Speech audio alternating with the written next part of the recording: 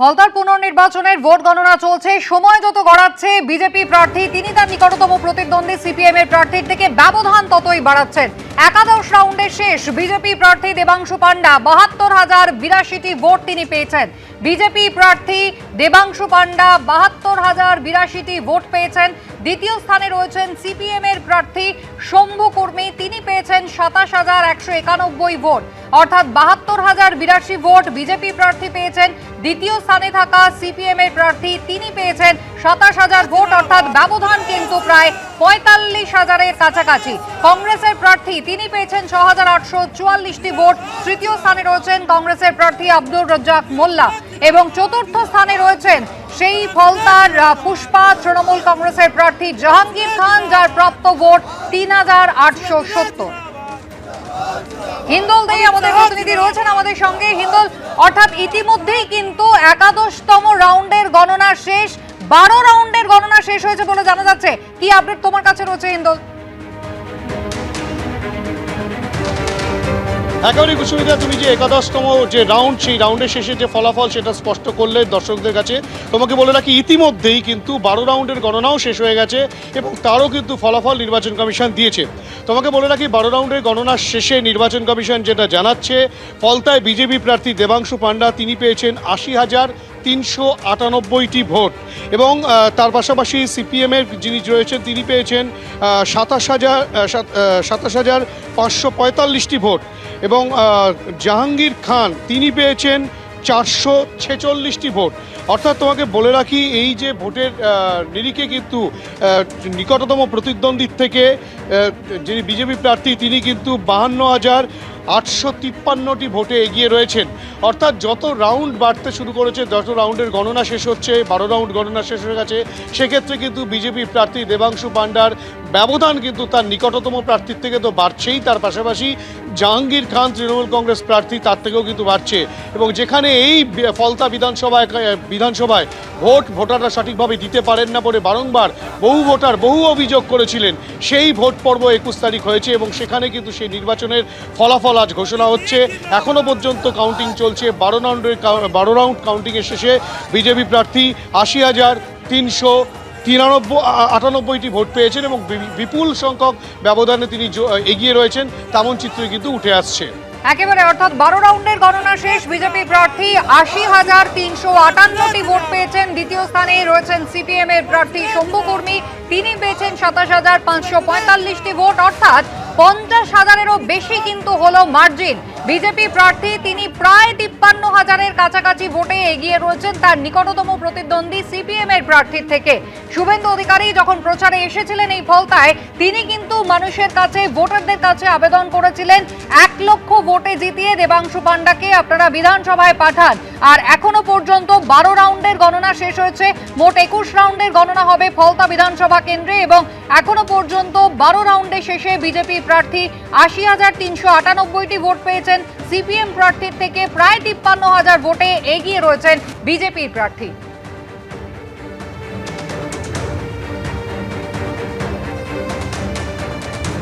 তৃণমূল পার্টিটা আগামী দিনে থাকবে না এই ইঙ্গিতই বহন করছে।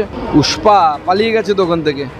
পুষ্পার বসও কোন দিন পশ্চিমবঙ্গ ছেড়ে পালায় সেটাই দেখুন। তৃণমূল কংগ্রেসের এখন যা অবস্থা, পার্টিটা আগামী দিনে কোথায় থাকবে? সংগ্রহালয়ে থাকবে নাকি রাস্তায় থাকবে না পার্টি অফিসের ভেতরে থাকবে, সে আগামী দিনে বোঝা যাবে। ওখানে তো তৃণমূল লড়াইয়ে ছিল না বলে বামেদের ভোট শিফট করেছে। আগামী দিনে তৃণমূল যদি নিজের এলাকা ধরে রাখতে না পারে, অন্য তো কেউ ধরবেই, কোনো না কেউ আসবে। তো তাড়াতাড়ি আমার মনে হয় সেটা হবে না, কারণ তৃণমূল এখনও বেশ কিছু জায়গায় আছে, শক্তিশালী আছে, তারা ভোটও পাচ্ছে। বাংলার জনগণ যাকে বিরোধী দল বানাবে সেটা নিয়ে তারা বানাবে, কিন্তু বাংলার মানুষ আগামী ২০-২৫ বছর বিজেপিকে ক্ষমতায় রাখছে, সেটা হচ্ছে মূল কথা।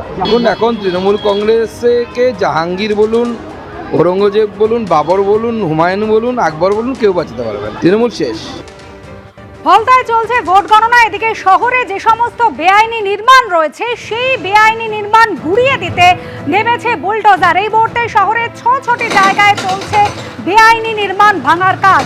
তিলজলা থেকে বেলেঘাটা, বিবি চ্যাটার্জি স্ট্রিট এবং বোসপুকুরের ছবি রেখেছে আপনাদের সামনে। একাধিক জায়গায় কিন্তু একেবারে বুলডোজার দিয়ে গুড়িয়ে দেওয়া হয়েছে। এতদিন ধরে যে সমস্ত বেআইনি নির্মাণ চলছিল, যেভাবে নিয়ম নীতির তোয়াক্কা না করে একের পর এক বহুতল মাথা তুলে দাঁড়িয়েছে হয়েছিল সেই সমস্ত বহুতল একেবারে ভেঙে ফেলা হচ্ছে আজ সকাল থেকে। তিলজলা বেলেঘাটা থেকে কসবা একাধিক জায়গায় পুরসভার কর্মীরা যাচ্ছেন। এক একটি জায়গায় এত অপ্রশস্ত, সেখানে বুলডোজার পর্যন্ত ঢুকতে পারছে না। ম্যানুয়ালি সেই সমস্ত বিল্ডিং ভাঙার কাজ চালাচ্ছেন পুরসভার কর্মীরা।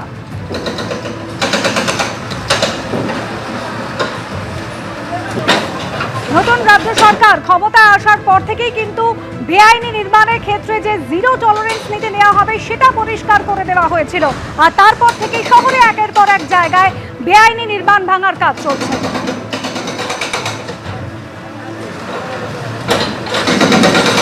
কসবার বেআইনি নির্মাণ ভাঙতে অভিযান চালাচ্ছে কলকাতা পুরসভা। একেবারে বেআইনি নির্মাণ ভাঙতে বুলডোজার নিয়ে আসা হয়েছে। আমাদের প্রতিনিধি অর্ণব মুখোপাধ্যায় সরাসরি রয়েছেন আমাদের সঙ্গে। অর্ণব, একেবারে সকাল থেকে এখানে কসবার বিভিন্ন জায়গায় বুলডোজার নামানো হয়েছে, বেআইনি নির্মাণ ভাঙার কাজ চলছে, কতটা এগোনো সেই প্রক্রিয়া? দেখো, একদম সকালবেলা কসবা থানাতে সেখানে বুলডোজার, তার সঙ্গে হাইড্রা সবই নিয়ে আসা হয়েছিল। সেই সঙ্গে হাম্বর পার্টি, অর্থাৎ যারা হাতুড়ি দিয়ে ভাঙেন, সেই টিমও নিয়ে আসা হয়েছিল। কিন্তু যেটা দেখা গেল, এই রাস্তা তুমি দেখতে পাচ্ছ, এই রাস্তা দিয়ে এখান দিয়ে তোমার হাইড্রা হোক বা এখান দিয়ে তোমার এই বুলডোজার হোক, সেটা ঢোকানোর জায়গা নেই। তো আপাতত যেটা করা হচ্ছে যে এখানে তোমার হাম্বরের দিয়ে ভাঙা হচ্ছে, মেশিন ব্যবহার করে ভাঙা হচ্ছে। পুরো কাজটাই কিন্তু ম্যানুয়ালি হচ্ছে। এই মেশিনগুলো নিয়ে আসা হয়েছে এবং মেশিন দিয়ে প্রথমে এটা ভাঙাটাও খুব বিপজ্জনক। তার কারণ এই যে বাড়িটা গায়ের জোরে, বস্তুত যে বাড়িটা করা হয়েছিল, আবার ফ্ল্যাটটা করা হয়েছিল 5 তলা ফ্ল্যাট, একটা দেশলাই বাক্সর মতো, আশপাশে কোনো ছাড় দেওয়া হয়নি। এই বাড়িটা হঠাৎ করে ভাঙাটাও কিন্তু খুব বিপজ্জনক, কারণ ভাঙতে গেলে আশপাশে যে ফ্ল্যাট রয়েছে সেই ফ্ল্যাটের যদি বাসিন্দারা কেউ ক্ষতিগ্রস্ত হন সেটা ভাবতে হচ্ছে। এবং সেই কারণেই পুরনগর উন্নয়ন মন্ত্রী এলেন, কিভাবে ভাঙা হবে সেটা তারা দেখার চেষ্টা করলেন। এবং যেটা বলা হয়েছে যে পুরসভা থেকে যে এক্সিকিউটিভ ইঞ্জিনিয়ার ছিলেন তিনি বলে দিলেন যে প্রথমে ফ্লোরগুলো ভাঙা হবে, তারপর আস্তে আস্তে ভাঙা হবে। পুরো প্ল্যানটা তিনি বুঝিয়ে দিলেন যে কিভাবে ভাঙা হবে, কারুর যাতে ক্ষতি না হয় সেরকম করে, এবং তারপরেই গেছেন। এরপরেও বেশ কিছু প্রশ্ন থাকবে, তার কারণ পুরসভার নিয়ম অনুযায়ী কোনো বিল্ডিং অবৈধ হলে সেই বিল্ডিং ভাঙার পর সেই বিল্ডিংয়ের টাকা আদায় করা হয় সেই বিল্ডিং যিনি তৈরি করেছেন তার কাছ থেকে। এক্ষেত্রে সোনা পাপ্পুর নাম বলছেন পুরনগর উন্নয়ন মন্ত্রী। সোনা পাপ্পু এই মুহূর্তে জেলে। সেই জায়গায় একটা প্রশ্ন আসছে, তাহলে সোনা পাপ্পুর থেকে কিভাবে, তিনি যদি এটা করে থাকেন তার থেকে কিভাবে টাকা আদায় করা হবে, তার কি বিকল্প কোনো প্রক্রিয়া রয়েছে? সেই প্রক্রিয়া কি কলকাতা পুরসভা সেদিকে হাঁটতে পারে? সেই প্রশ্নগুলোও কিন্তু খুব স্পষ্ট করে চলে আসছে। এবং এই মুহূর্তে আমরা দেখছি যে কেন্দ্রীয় বাহিনীর উপস্থিতিতে, কলকাতা পুলিশের উপস্থিতিতে কেএমডিএ এবং পাশাপাশি কলকাতা পুরসভা একসঙ্গে এই ভাঙার কাজটা করছে। শহরের উত্তর থেকে দক্ষিণ বিভিন্ন জায়গায় কিন্তু ইতিমধ্যেই বুলডোজার পৌঁছে গিয়েছে। বেআইনি নির্মাণ ভাঙার কাজ শুরু হয়েছে। আজ সকাল সকাল কসবা এবং ঘোষপুকুর দু জায়গাতেই পৌঁছে গিয়েছিলেন পুর নগর উন্নয়ন মন্ত্রী অগ্নিমিত্রা পাল। তিনি দাবি করেছেন শুধুমাত্র পূর্বতন সরকার নয়, কলকাতা পুরসভা এবং ডেভেলপার, প্রমোটার, যারা এই বেআইনি কাজের সঙ্গে জড়িত ছিলেন প্রত্যেকের বিরুদ্ধে আইনি ব্যবস্থা নেবে বর্তমান সরকার।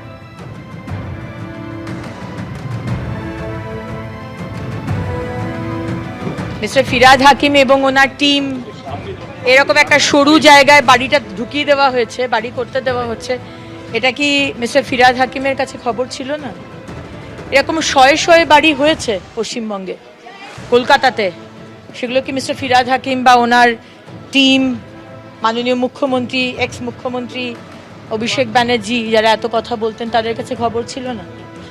আমরা 15 দিন সরকারে আসার পর আমরা জেনে গেলাম টাকা খেয়েছে, ঘুষ খেয়েছে, চুপ করে থেকেছে, তাদেরও পানিশমেন্ট হবে। আর যারা আগের সরকারের বড় বড় দায়িত্বে ছিলেন তাদেরও শাস্তি হবে। কসবার বিবি চ্যাটার্জি স্ট্রিটে দেখলেন যেখানে একেবারে সংকীর্ণ রাস্তা, বুলডোজার ঢোকার পর্যন্ত উপায় নেই, সেখানে কিন্তু ম্যানুয়ালি ভাঙার কাজ চলছে।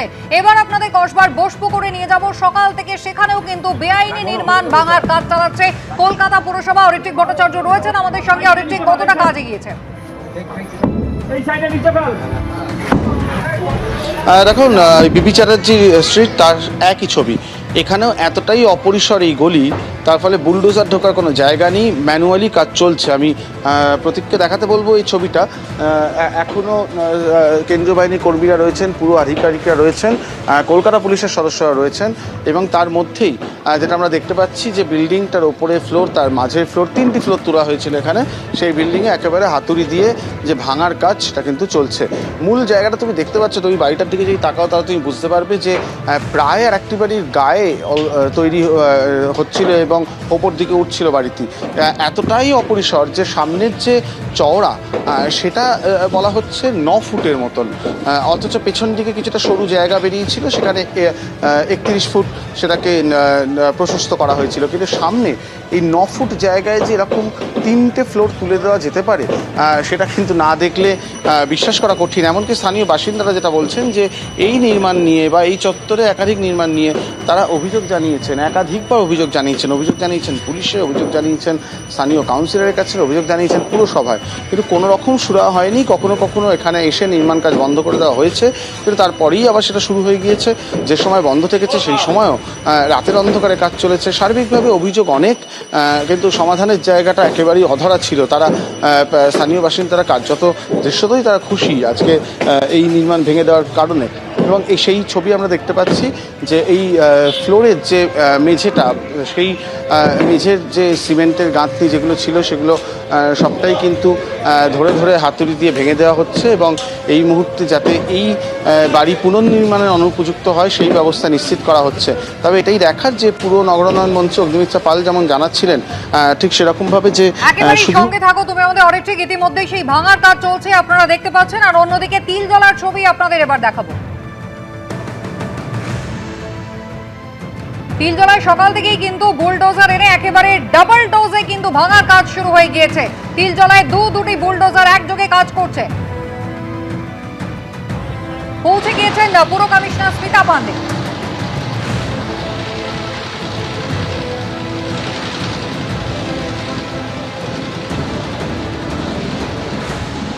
তিলজলা অর্থাৎ ফৈয়াজ আহমেদ খানের ওয়ার্ড, সেখানে কিন্তু আজ সকাল থেকে দুটি 7তলা বিল্ডিং সেগুলো ভাঙার কাজের জন্য জোড়া বুলডোজার পাঠানো হয়েছে। পুর কমিশনার স্মিতা পান্ডে তিনি ঘটনাস্থলে পৌঁছেছেন। দেখতে পাচ্ছেন অফিসাররা, পুলিশের আধিকারিকরা রয়েছেন, কলকাতা কর্পোরেশনের অফিসাররা রয়েছেন, তাদের সঙ্গে কথা বলছেন। স্মিতা পান্ডে, আমাদের প্রতিনিধি আবির দত্ত সরাসরি আমাদের সঙ্গে রয়েছেন এই মুহূর্তে। আবির, স্মিতা পান্ডে পুর কমিশনার তিনি পৌঁছে গিয়েছেন। দেখো, একেবারেই পুর কমিশনার তিনি এসে পৌঁছেছেন এবং তিলজলাতে জিজে খান রোড, যেখানে বিল্ডিং ভাঙার প্রক্রিয়া চলছে সকাল থেকে, সেখানে পরিদর্শনেই তিনি এসছেন এবং তার সাথে কথা বলছেন পুরসভার আধিকারিকরা এবং পুলিশ এখানে রয়েছে ল এনফোর্সমেন্টের জন্য। এবং তিনি এসে জানার চেষ্টা চালাচ্ছেন ঠিক কত সময় লাগবে এই পুরো বিল্ডিং এখান থেকে ডিমলিশ করতে, এবং তার সাথে সাথে কি প্রক্রিয়ায় করা হচ্ছে এই বিষয়গুলো তিনি জানছেন। তার কারণ পুরসভার বিল্ডিং ডিপার্টমেন্টের তরফ থেকে যে নোটিশ দেওয়া হয়েছিল সেই নোটিশকে পার্সিউ করেই এই বিল্ডিং ভাঙার প্রক্রিয়া শুরু করা হয়েছে। এবং একদিকে যেমন বুলডোজার রয়েছে, ডবল ইঞ্জিন বুলডোজার সেই অপারেশন করছে, অন্যদিকে আমরা দেখছি যে জেনারেটর নিয়ে আসা হয়েছে, পাওয়ার জেনারেট করে সেখানে ড্রিলিং প্রক্রিয়ার মাধ্যমে এই ভাঙার প্রক্রিয়া চালানো হচ্ছে। এবং তৃতীয়ত ম্যানুয়ালি অর্থাৎ হাতুড়ি জাতীয় বস্তু দিয়ে যারা এখানে কর্মীরা রয়েছেন, পুরো কর্মীরা, তারা এখানে ভাঙার প্রক্রিয়া চালাচ্ছেন। সেই বিষয়গুলো জানার জন্য একদিকে যেমন পুলিশ রয়েছে, আরেকদিকে আমরা দেখছি কলকাতা পুরসভার আধিকারিকরা বিল্ডিং ডিপার্টমেন্টে তাদের সাথে কথা বলছেন পুর কমিশনার, এবং তিনি জেনে নিচ্ছেন যে এই প্রক্রিয়া করতে গিয়ে তাদের কি কি লাগবে আরও, বা এই প্রক্রিয়া যত দ্রুততার সাথে করা যায় তার জন্য কি প্রসেস তারা ব্যবহার করছেন, এবং অন্য কোনো স্ট্র্যাটেজির বিষয় নিয়ে তিনি উপদেশও দিতে পারেন, সেই বিষয়টাও কিন্তু একটা রয়েছে। সেই ছবিটাই সরাসরি আমরা দেখছি। একেবারে, অর্থাৎ সকাল থেকে যেভাবে 7তলা দুটো বিল্ডিং ভাঙার কাজ চলছে তা কত দ্রুত সম্পন্ন করা যাবে তাই কিন্তু নিশ্চিত করতে পুর কমিশনার তিনি এসে পৌঁছেছেন। কলকাতা পুরসভার আধিকারিকদের সঙ্গে কথা বলছেন, পুলিশ অফিসাররা তারা রয়েছেন। এবিপি আনন্দ, এগিয়ে থাকে, এগিয়ে রাখে।